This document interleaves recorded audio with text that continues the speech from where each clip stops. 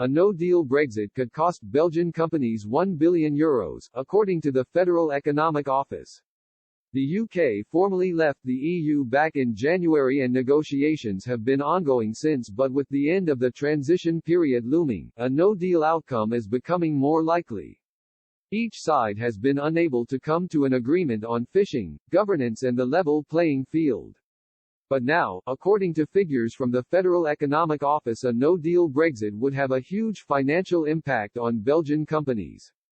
The figures show Belgian companies could face almost €1 billion in import duties, Belgium broadcaster BRF reports. It is believed a no-deal would hit the automotive industry the hardest, which accounts for a fifth of Belgian exports. If there is no deal signed by December 31, the UK will become a third country from January 1.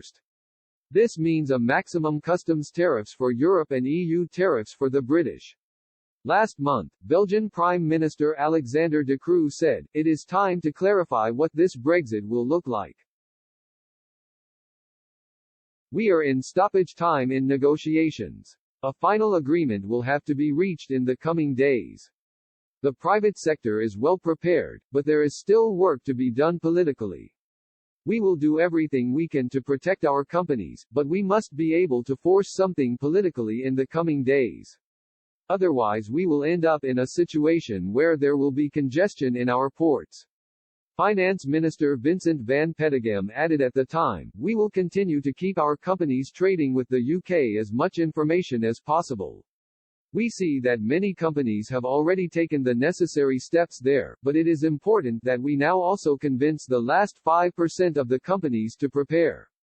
Last year, Belgium's customs authority advised companies' exports to the UK to halt shipments after Brexit in order to avoid customs chaos.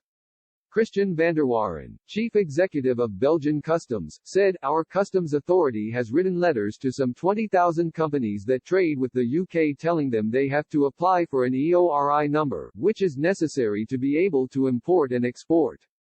While both sides continue to scramble for a trade deal agreement, Downing Street has insisted the UK is focused on agreeing a new relationship by the end of the month.